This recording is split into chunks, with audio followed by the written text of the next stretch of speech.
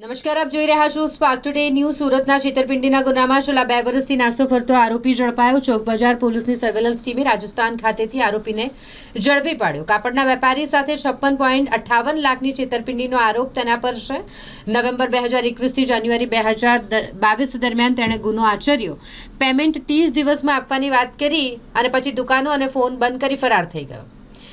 જે મામલે પોલીસ ફરિયાદ થતા ચોક બજાર પોલીસ દ્વારા તપાસ કરવામાં આવી રહી હતી। આખરે 2 વર્ષથી નાસ્તા ફરતા આ આરોપીને રાજસ્થાનથી ઝડપી પાડવામાં આવ્યો।